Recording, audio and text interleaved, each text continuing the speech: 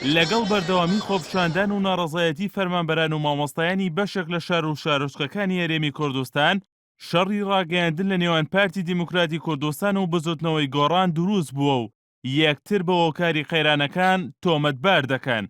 میدیاکانی بزوتنەوەی گۆڕان هۆکاری دواکەوتنی موچەیان خستووەتە ئەستۆی پارتی دیموکراتی کوردستان و دەڵێن پارتی بەپێی پیلانێک بڕیاری داوە قەیرانەکان قوڵتر بکاتەوە و وەک کارتێکی فشار لە دژی چوارلایەنەکە بەکاری بێنێت تاوەکو ناچاریان بکات بەمانەوەی بارزانی لە پۆستی سەرۆکی هەرێمی کوردستان.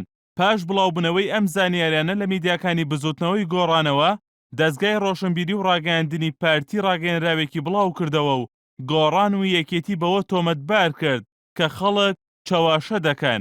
بەشی زۆری بەیاننامەکەشی ئاراستەی بزوتنەوەی گۆڕان کردووە. وەک لە ڕاگەیەنراوەکەی دەستگای ڕۆشنبیری و ڕاگەیاندنی پارتی داهاتووە، ئەم جۆرە ئەقڵیەتە بەرهەمی ئەو قوتابخانەیە کە نەیانتوانی 1 ساڵ لە ئارامیدا سیاست بکەن و بەشداریەکی ئەرێنی ژیانی پەرلەمانی و حکومڕانی بن. لە بەشێکی دیکەی ڕاگەیەنراوەکەی دەستگای ڕاگەیاندنی پارتی داهاتووە، ئەقڵێتی لەم جۆرە کە سینارۆی وا بەرامبەر پارتی دادەڕەژێت، جگەلەوەی کە پێی دەوترێت گێرە شێوێن و تێکدەری ئاشتەوایی کۆمەڵایەتی و سیاسی، هیچی دیکە هەڵناگرێت.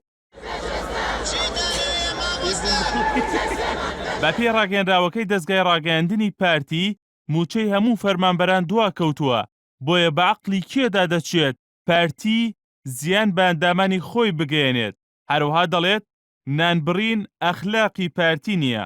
پارتی دیموکراتی کوردستان لە ڕێگەی ڕاگەیەنراوەکەی دەستگای ڕۆشنبیری پارتیەوە ڕایگەیاندووە، باشتر وا بوو تەلەڤیزیۆنی گۆڕان نهێنی ئەوانەی بڵاو بکردایەتەوە کە ئاوکاری نووری مالیکی و ئەندازیاری بڕینی بودجە و موچەی فەرمانبەران بوون.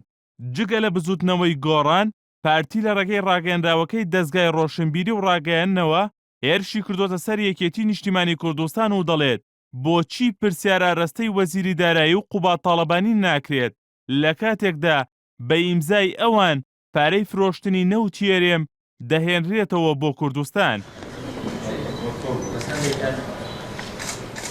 شەڕی ڕاگەیاندنی نێوان پارتی و گۆڕان و یەکتر تۆمەتبارکردن بەرامبەر دواکەوتنی موچە و دروستکردنی قەیران دەبێتە یەکێک لە خاڵەکانی گفتوگۆکردنی نێوان پێنج لایەنەکە لە کۆبنەوەی داهاتوویاندا لەسەر پرسی سەرۆکایەتی هەرێمی کوردستان. هونەر ئەحسان، NRT.